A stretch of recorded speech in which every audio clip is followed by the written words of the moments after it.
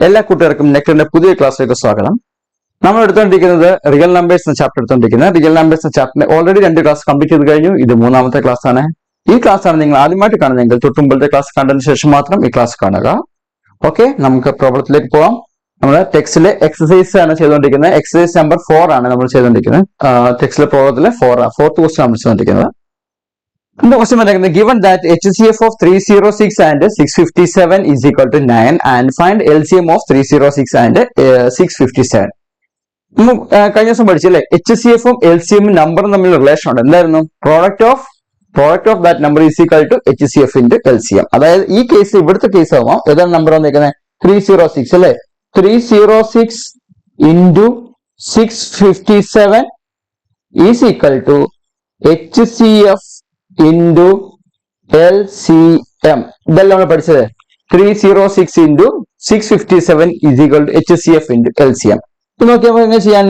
306 അല്ലെ. 306 into 657 is equal to ഇവിടെ നമുക്ക് എന്തറിയാം?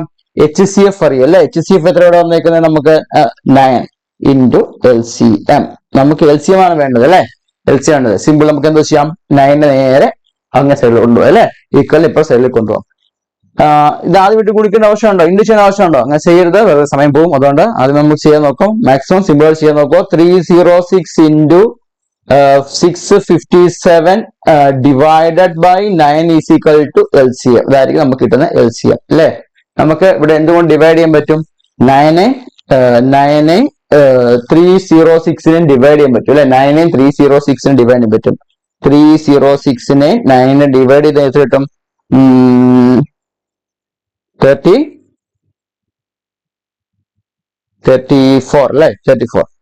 ഓക്കെ, 34 ഇൻറ്റു 657 ആയിരിക്കും LCM. നോക്കാം. ഓക്കെ ആണല്ലോ ആൻസർ? സംശയമില്ലല്ലോ. നെക്സ്റ്റ് ക്വസ്റ്റ്യൻ നോക്കാം. അടുത്ത ക്വസ്റ്റ്യൻ നോക്കിയേ. Check whether 6 raised to n can end with the digit 0 for any natural number n.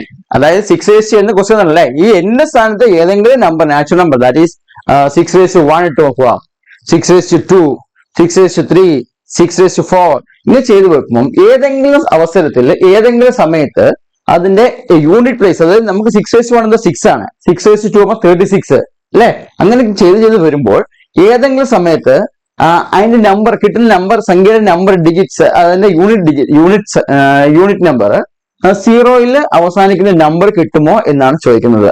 Unit place 0 ആയിട്ടുള്ള നമ്പർ കിട്ടുമോ?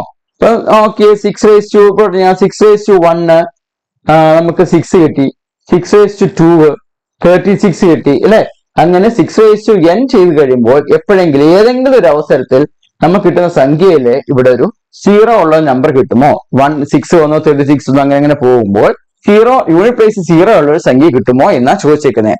അതായത് check whether 6 raised to n can end with the digit 0 for any natural number n.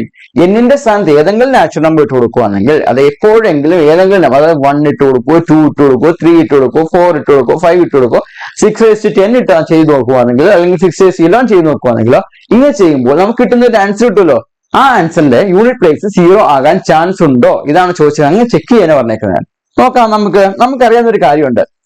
ഈ unit place 0 ആവണമെങ്കിൽ, unit place 0 ആവുന്ന ഒരു സംഖ്യയാണ് കിട്ടേണ്ടതെങ്കിൽ നമുക്ക് unit place 0 ആണ് സംഖ്യ. ഏത് സംഖ്യ എങ്ങനെയാണ് കിട്ടേണ്ടത്? യൂണിറ്റ് പ്ലേസ് 0 ആണ് സംഖ്യ കിട്ടണമെങ്കിൽ എന്തായിരിക്കും? അത് 10ന്റെ യൂണിറ്റ് പ്ലേസ് 0 ആണ് സംഖ്യയാണ് വരുന്നതെങ്കിൽ അത് 10ന്റെ മൾട്ടിപ്പിൾ ആയിരിക്കും അല്ലെ. നോക്കി, യൂണിറ്റ് പ്ലേസ് 0 ആണ്. ഫോർ 2 എക്സാമ്പിൾ നോക്കി. നമുക്ക് യൂണിറ്റ് പ്ലേസ് 0 ആണ് സംഖ്യ എന്തെങ്കിലും എക്സാമ്പിൾ നോക്കി തന്നെ. 0 ആണ് സംഖ്യയുടെ എക്സാമ്പിൾ ഒന്നെങ്കിൽ 10. ഓക്കെ, 10ന്റെ യൂണിറ്റ് പ്ലേസ്. വേറെ യൂണിറ്റ് പ്ലേസ് സംഖ്യ ഏതാ?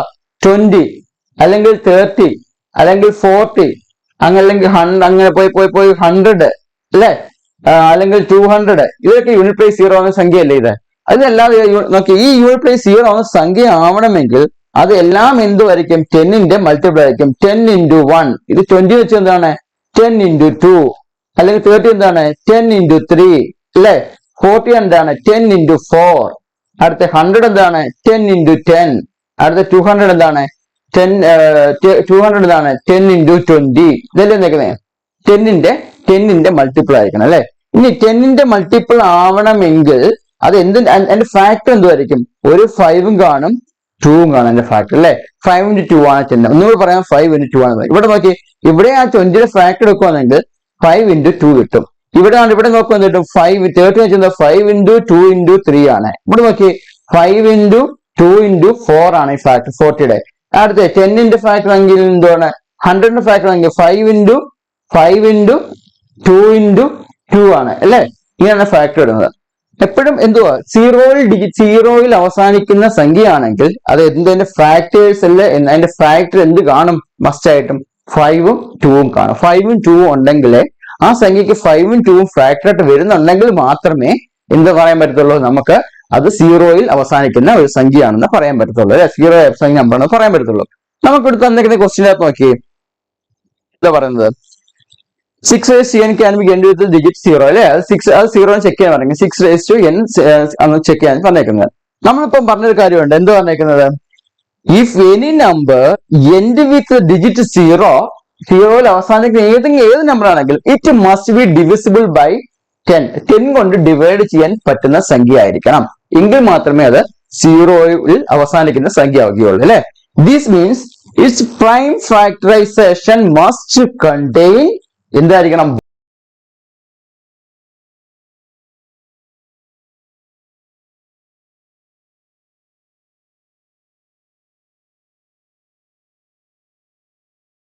ആണെങ്കിൽ നമുക്ക് 6 നോക്കാം.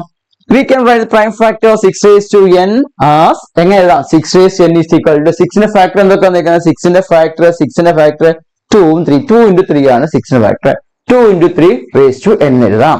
തെറ്റില്ലല്ലോ. ഒന്നുകൂടെ മാറ്റിയാൽ നമുക്ക് 6 raised to n എങ്ങനെ എഴുതാം? 6 raised to n is equal to 2 into 3 raised to n അല്ലേ. എങ്ങനെ എഴുതാം? 2 raised to n into 3 raised to n മാറ്റിയത് അല്ലെ. 2 raised to n into 3 raised to n നമുക്ക് മാറ്റിയതാണ്. അടുത്ത് നോക്കാം നമുക്ക്. അങ്ങനെയാണെങ്കിൽ the prime factorization of 6 raised to n contains only the primes 2 and 3. It contains only prime 2 and 3. It does not contain the prime factor of 5. അങ്ങനത്തെ അകത്ത് 5ന്റെ prime factor വരുന്നില്ല. ഇതിനകത്ത് എന്താ പറയുന്നത്? 2ഉം 3ഉം ഉള്ളൂ 6ന്റെ പ്രൈം ഫാക്ടർ ആയിട്ട് വരുന്നത്. അതിലൂടെ 5 കൂടി വരുന്നില്ല. 5 കൂടി വരുന്നുണ്ടായിരുന്നെങ്കിൽ നമുക്ക് എന്താ പറയായിരുന്നു? അത് 0യിൽ അവസാനിക്കാം. 2ഉം 5ഉം വേണം അല്ലെ 0 അവസാനിക്കും. 2 into 5 വേണം അല്ലെ. ഇവിടെ 2ഉം 3ഉം മാത്രമേ ഉള്ളൂ, 5 ഇല്ല. ഓക്കെ, എഴുതാൻ നമുക്ക് എത്രയും 5 ഇല്ല. അതുകൊണ്ട് നമ്മുടെ ഫണ്ടമെന്റൽ തിയറം ഓഫ് മാത്തമാറ്റിക്സ് പറയുന്നത് വരുന്നു, the prime factorization every number is unique. Every number എന്താണ്? യൂണിക് ആണ്. therefore number is unique. therefore 6 raised to n can never end with digit 0 if any natural number n. Okay ആണല്ലോ. ഇത്രയും കാര്യം എഴുതാൻ പറ്റുമല്ലോ. എന്തൊക്കെ പറഞ്ഞേക്കുന്നത് നമ്മൾ നോക്കിയാലും ചെക്ക് ചെയ്ത് നോക്കി. എന്തുവാ? 0 അവസാനിക്കുന്ന സംഖ്യ നോക്കി 0യിൽ എന്ത് ചെയ്യണമെങ്കിൽ എന്തായാലും മസ്റ്റ് ആയിട്ടും അത് 10ന്റെ ഡിവിസിബിൾ ആയിരിക്കും. 10ന്റെ ഡിവിസിബിൾ ആണെങ്കിൽ അതിന്റെ ഫാക്ടേഴ്സ് വരും 2ഉം 5ഉം ഫാക്ടേഴ്സ് ആവണം. 2ഉം 5ഉം ഫാക്ടേഴ്സ് ആണ്. പക്ഷെ 6ന്റെ കേസ് നമ്മൾ നോക്കി 6 ആവുമ്പോൾ 2ഉം 3ആണ് ഫാക്ടേഴ്സ് വരുന്നത്. അവിടെ 5 ഇല്ല. 2ഉം 3 മാത്രമുള്ള ഫാക്ടർ 5 ഇല്ല. അതുകൊണ്ട് നമുക്ക് എന്താ പറയാം? അങ്ങനെയാണെങ്കിൽ തീർച്ചയായിട്ടും നമുക്ക് പറയാം ഇതൊരു എന്താ പറയാം? ഇത് 0യിൽ അവസാനിക്കുന്ന ഒരു നമ്പർ അല്ല. ഓക്കെ, നെക്സ്റ്റ് ക്വസ്റ്റിനിലേക്ക് പോകാം നമുക്ക്.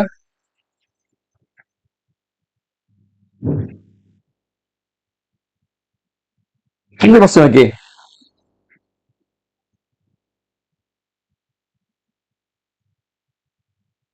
അടുത്ത ക്വസ്റ്റ്യൻ നോക്കി.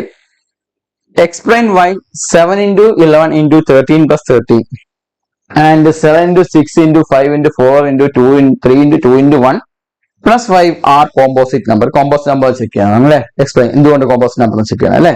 ഓക്കെ, ക്വസ്റ്റ്യൻ നമുക്ക് എഴുതാം. 7 into 11 into 13 plus 13 അല്ലേ. ഇത്ര നമ്പർ ഉണ്ട്. നമുക്ക് എന്ത് കോമൺ എടുക്കാം? കോമൺ ആയിട്ട് എന്തെടുക്കാൻ പറ്റും? 13 കോമൺ എടുക്കാം. ബാക്കി എന്തുണ്ട്? 7 into 11 into 11 അല്ലെ. 11 into 13 1 plus 1.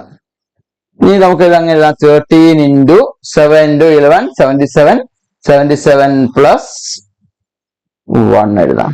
That is equal to 13 into 78. 13 into 78. ഇതെന്താണ്? ഒരു composite number. Combos prime number ആണെങ്കിൽ എക്സ്പ്ലെയിൻ ആ കോമ്പോസ് നമ്പർ അല്ലെ, കോമ്പോസ് നമ്പർ അല്ലെ, കോമ്പോസിറ്റ് നമ്പർ ആവുന്ന ഇതായിരിക്കും അതിനെ ഫാക്ടേഴ്സ് എഴുതാൻ സാധിക്കും. 1 അല്ലാതെ 1 കൂടാതെ.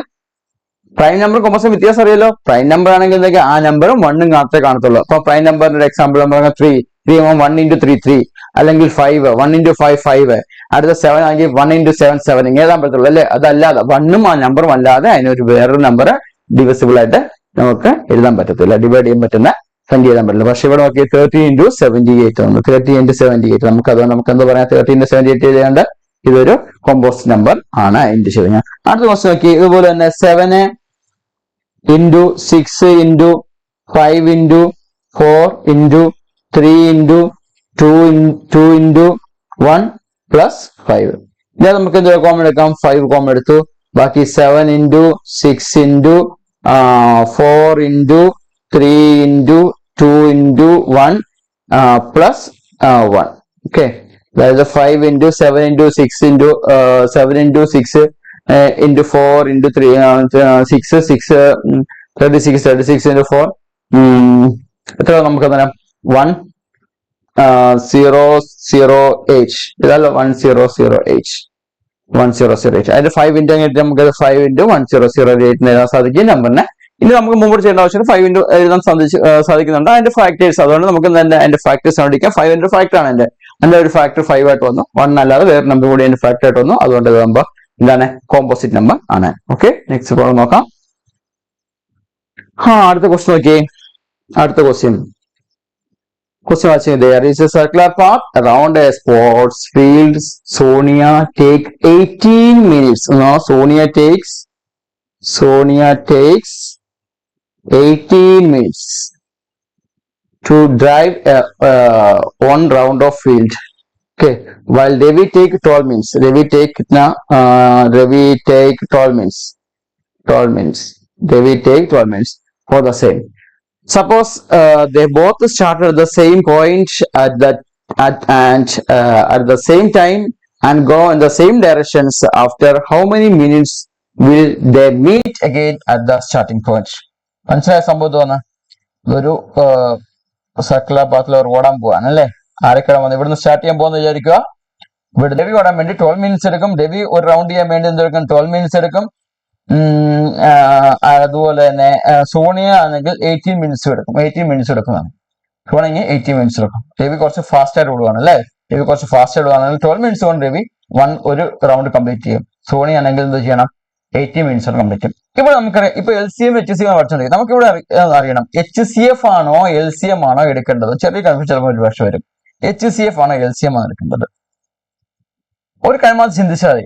HCF നോക്കി, നമ്മൾ രണ്ട് സംഖ്യ ഉണ്ട്, 12 ഉണ്ട് 18 ഉണ്ട് അല്ലെ. നമുക്കുള്ള രണ്ട് കാര്യം 12 ഉണ്ട് 18 ഉണ്ട്. ഈ രണ്ട് സംഖ്യ നമുക്ക് നിൽക്കുന്നത്.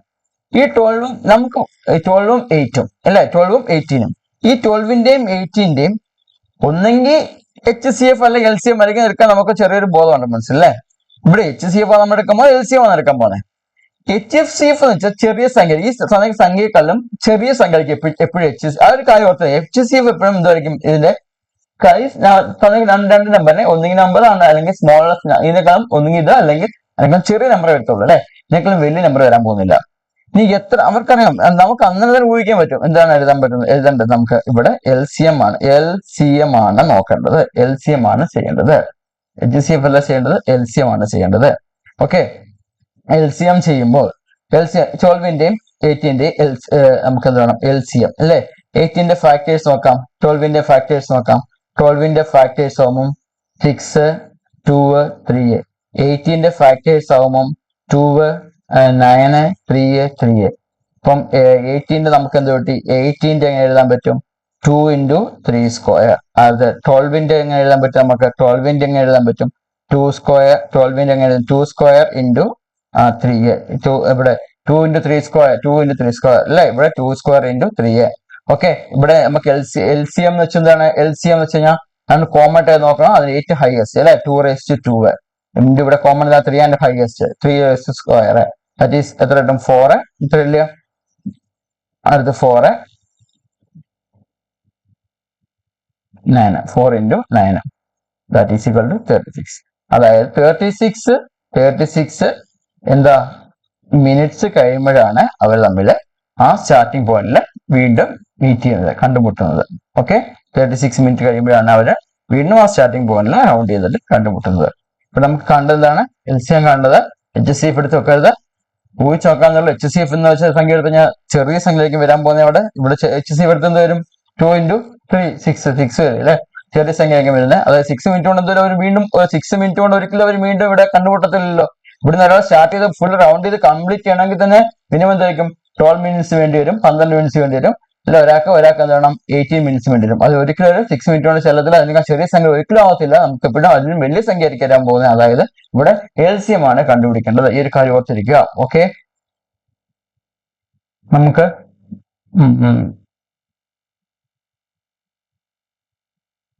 അടുത്ത ക്വസ്റ്റ്യൻസ് നമുക്ക് കുറച്ച് പ്രീവിയസ് ഇയർ ക്വസ്റ്റ്യൻസ് നമുക്ക് നോക്കണം. അതപ്പം ഞാൻ അടുത്ത ക്ലാസ്സിൽ എടുക്കുന്നത് പ്രീവിയസ് ഇയർ ക്വസ്റ്റ്യൻസ്. കുറെ പ്രീവിയസ് ഇയർ ക്വസ്റ്റ്യൻസ് കുറേയേറെ ചെയ്യാനുണ്ട് നമുക്ക്. ഇപ്പൊ അടുത്ത ക്ലാസ്സിൽ പ്രീവിയസ് ഇയർ ക്വസ്റ്റ്യൻസ് ആയിരിക്കും വർക്ക്ഔട്ട് ചെയ്യുന്നത്. അതിനുശേഷം നമുക്ക് അടുത്ത ടോപ്പിക്കിലേക്ക് പോകും ചാപ്റ്ററിന്റെ. അതുകൊണ്ട് നിങ്ങൾ ചാനൽ ഒന്ന് സബ്സ്ക്രൈബ് വെച്ചേക്കുക. സബ്സ്ക്രൈബ് ചെയ്തതിനു ശേഷം മാത്രം ചാനൽ കാണുക, എങ്കിലേ കണ്ടിന്യൂസ് ആയിട്ട് ക്ലാസ് കിട്ടത്തുള്ളൂ. ഓക്കെ, ഇന്നത്തെ ക്ലാസ് വൈൻഡപ്പ് ചെയ്യുവാണ്.